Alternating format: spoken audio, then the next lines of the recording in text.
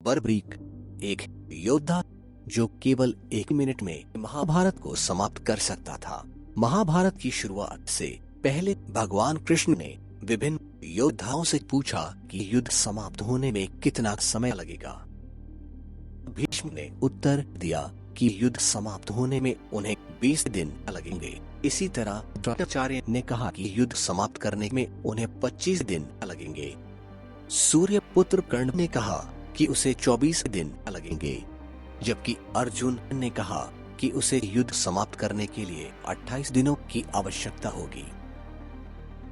लेकिन सभी आश्चर्यचकित हो गए जब एक योद्धा बर्बरीक ने बताया कि उसे युद्ध समाप्त करने के लिए केवल 1 मिनट की आवश्यकता होगी।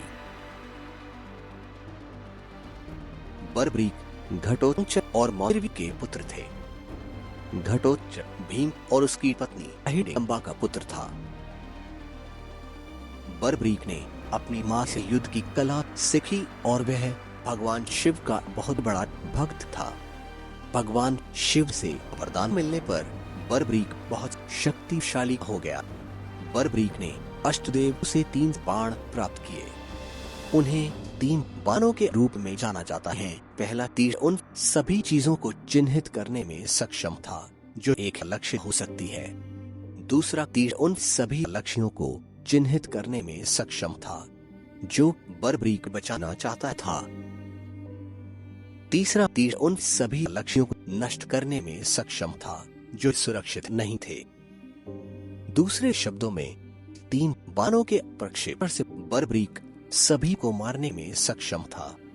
बर्बरीक की इस शक्ति को जानकर भगवान कृष्ण ने एक चाल चलने का फैसला किया। जब बर्बरीक युद्ध में शामिल होने के लिए अपने रास्ते पर था, भगवान कृष्ण खुद को एक संत के रूप में प्रकट करते हैं और उसे जंगल में सभी पतियों को चिन्हित करके अपनी पूरी शक्ति दिखाने के लिए कहते हैं। जब बर्बरीक ने अपने तीर चलाने के लिए अपनी आंखें बंद की, तब भगवान कृष्ण ने अपने पांव के नीचे एक पत्ता छिपा दिया। पहले तीर के छोड़े जाने के बाद इसने एक ही बार में जंगल के सभी पत्तों को चिन्हित किया और भगवान कृष्ण के पैर के चारों ओर मंडराना शुरू कर दिया। जब कृष्ण ने पूछा कि तीर मेरे पैर के पास क्यों मंडरा रहा है, तब बर्बरीक ने जवाब दिया कि आपके पैर के नीचे एक पत्ता होना चाहिए। इससे कृष्ण को यकीन हो गया कि बर्बरीक केवल 1 मिनट में युद्ध समाप्त कर सकता है। जिज्ञासा में भगवान कृष्ण ने पूछा कि किस पक्ष के लिए बर्बरीक युद्ध करना चाहता है। जवाब में बर्बरीक ने कहा कि उसने अपनी मां से वादा किया था कि वह केवल कमजोर पक्ष के लिए अपनी शक्ति का उपयोग करेगा और क्योंकि पांडव कमजोर पक्ष थे, वह उनके लिए लड़ेगा।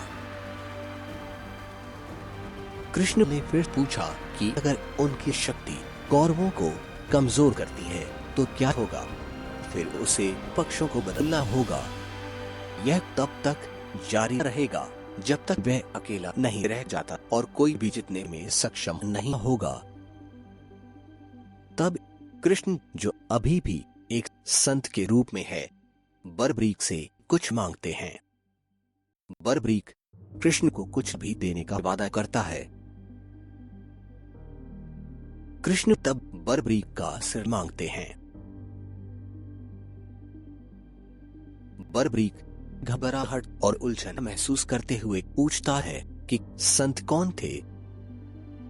तब भगवान कृष्ण भगवान विष्णु का असली शक्तिशाली चेहरा दिखाकर खुद को प्रकट करते हैं। इस प्रकार बर्बरीक उन 2 योद्धाओं में से एक था जिन्होंने भगवान कृष्ण के वास्तविक रूप को देखा। बर्बरीक कृष्ण से विनती करता है कि वह कुरुक्षेत्र युद्ध में भाग नहीं ले पाएगा, लेकिन वह पूरे युद्ध को देखना चाहेगा।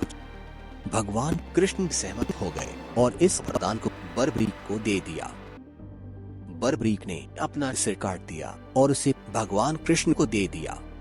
कृष्ण ने बर्बरीक का सिर एक पहाड़ी के ऊपर रख दिया जहां वह पूरा युद्ध देख सकता था। युद्ध समाप्त होने के बाद विजयी पांडवों ने तर्क दिया कि युद्ध में जीत का मुख्य कारण कौन था। भगवान कृष्ण उन्हें बर्बरीक से पूछने की सलाह देते हैं, जो पूरे युद्ध का मुख्य गवाह। बर्बरीक जवाब देता है कि यह कृष्ण और कृष्ण की उपस्थिति और सलाह थी जिसने जीत को संभव बनाया, क्योंकि वह केवल कृष्ण को अपना खेल खेलते हुए देख रहा था। बर्बरीक के सिर को आशीर्वाद देते हुए भगवान कृष्ण द्वारा रुपवती नदी में बहा दिया। कलयुग की शुरुआत के कई साल बाद राजस्थान के सीकर जिले के गांव खाटू में बर्बरीक का सिर दफन पाया गया। खाटू के राजा रूपा सिंह चौहान ने एक सपना देखा कि उन्हें बर्बरीक के सिर के लिए एक मंदिर का निर्माण करना चाहिए। तो राजा ने एक मंदिर बनवाया और उसके अंदर सिर रखा।